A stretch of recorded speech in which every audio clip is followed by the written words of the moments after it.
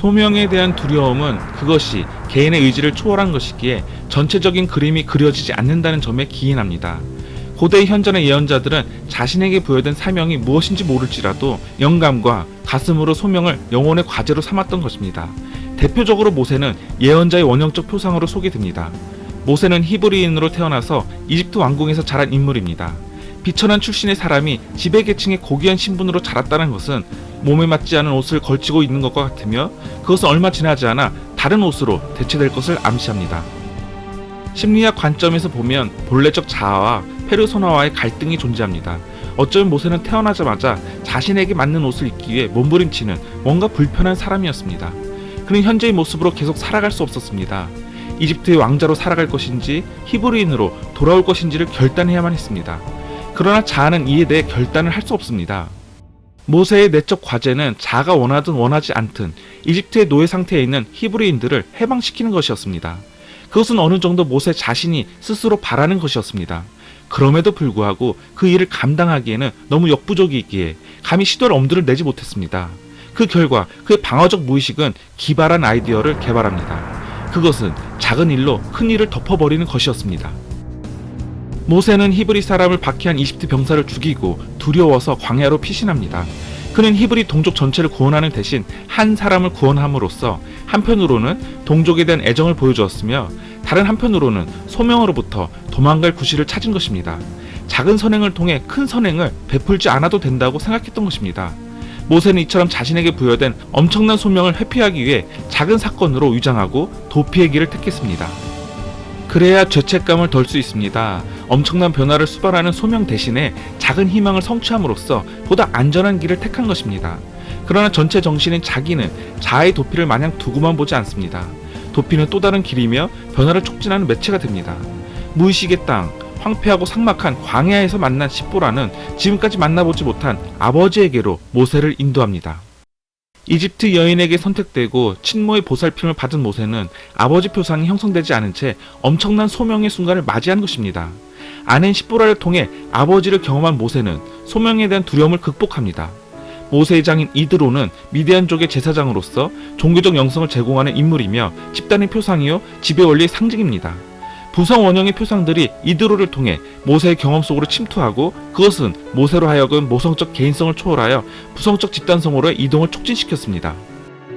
희망과 소망은 주로 모성적이며 개인적 차원에서 진행된다면 소명은 부성적이며 집단적 성격이 강합니다.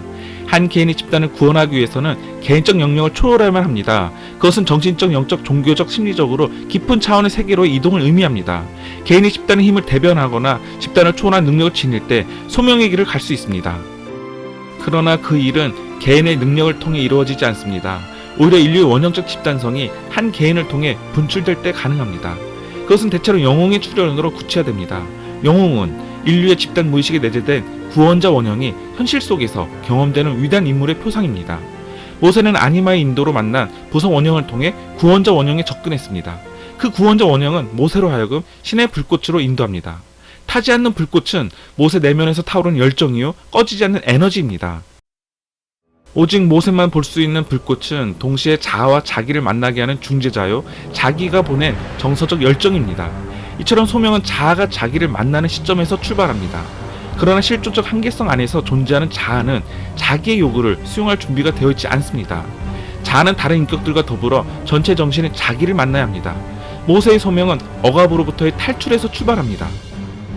희망과 비전, 더 나아가 소명은 이처럼 현재를 부정하고 새로운 세계를 구축하고자 하는 열망, 즉 변화를 추구하는 생명 본능에서 출발합니다. 결국 희망과 소명의 부재는 변화에 대한 두려움을 반영합니다.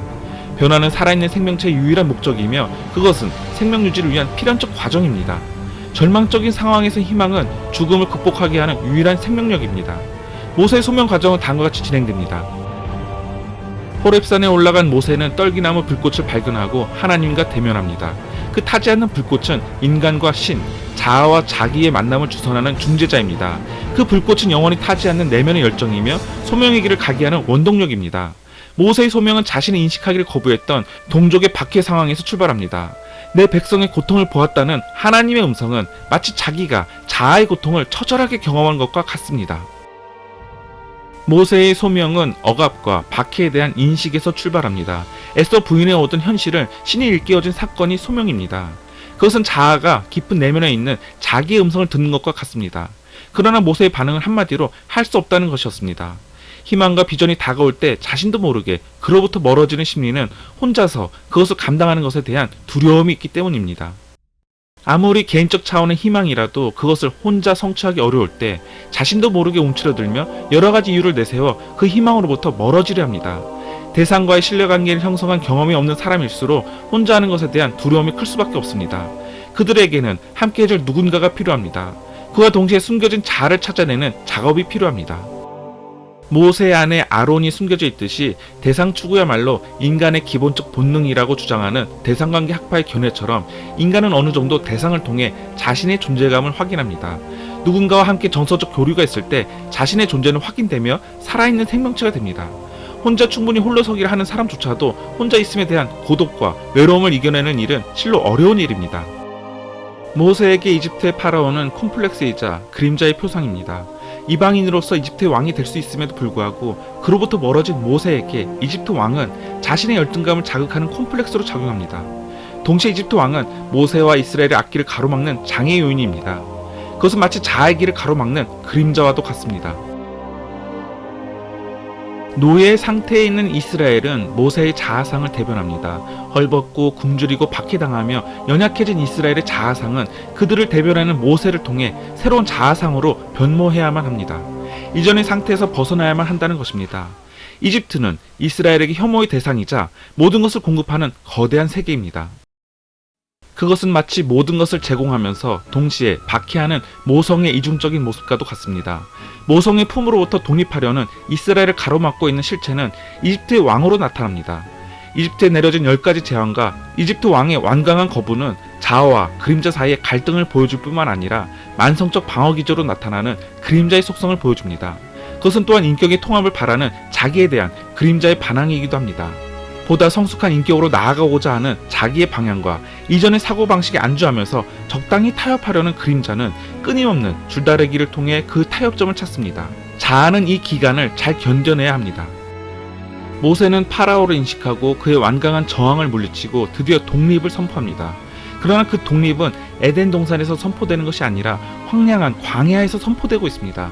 그것은 고난을 받아야만 진정한 독립을 이룰 수 있다는 교훈적 설명만으로는 부족합니다. 오히려 모세와 이스라엘은 광야에서 다른 할 일이 있었습니다. 모세와 함께 등장한 인물들은 그의 또 다른 인격들입니다. 희망과 비전, 그리고 소명이 현실화되기 위해서는 우선 내적 인격들과의 화해와 통합이 필요합니다. 모세는 광야에서 보다 심층적인 원형의 세계로 들어갑니다. 원형의 세계, 즉 집단 무의식의 세계는 마치 태고적 밀림과도 같은 곳으로서 원초적 경험을 간직하고 있습니다. 그것은 현대인에게 마치 황량한 사막처럼 느껴집니다. 여기서 모세는 다시 한번 자신의 영혼인 아니마를 만납니다. 이전에 십보라의 모습으로 나타났던 그의 긍정적 아니마는 어느덧 부정적인 아니마로 변해 있었습니다. 모세의 누이인 미리암은 여자 예언자로서 모세의 권위에 도전했습니다. 그녀가 모세의 아니마가 투사된 대상이라면 그녀는 모세의 팽창된 인격을 보여줍니다. 자신만이 신과 직접 대화할 수 있다는 모세의 우월의식은 미리암의 감상적 과대자기로 드러났던 것입니다. 따라서 자신의 권위에 도전하는 그 어떤 시도도 용납될 수 없습니다. 그것은 합리적인 판단에 근거하기보다는 다분히 감상적이고 자신을 다른 사람들의 시기와 질투의 대상이 되도록 유혹하는 그림자의 장난에 기인합니다. 모세의 자아팽창은 금송아지 사건에서도 드러납니다. 모세가 율법을 받기 위해 시내산에 올라간 사이에 백성들은 금송아지를 만들어 그것을 하나님으로 섬기는 사건이 발생했던 것입니다. 이스라엘이 만든 금송아지는 신의 대리자였던 모세를 대표합니다. 금송아지는 신의 대리자로 여겼던 모세의 자기 표상이 투사된 대상입니다. 이처럼 신에게 부여받은 소명은 어느 정도 무의식적 속성이 있습니다. 자아가 무의식에 사로잡힐 때 자신을 보지 못하고 신과 동일시하게 됩니다.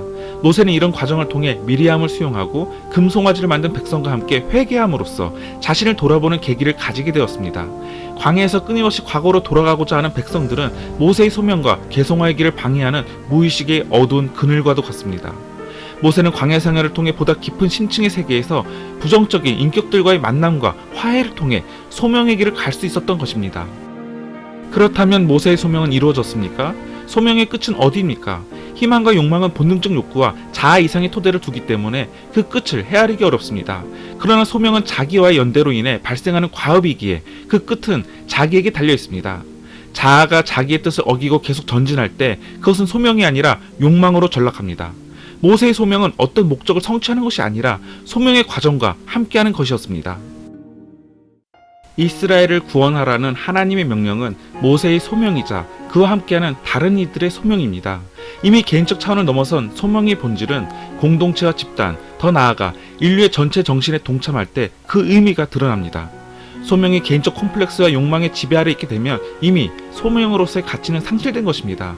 이스라엘을 구원하려는 모세는 가나안 땅에 들어가지 못한 채 중도에서 그 임무를 마쳐야 합니다. 그것은 소명을 완수하지 못한 것이 아니라 소명의 여정에 참여하는 한 개인의 운명입니다. 소명은 개인의 집단 속에서 자신의 역할을 찾아가는 개성화의 여정입니다.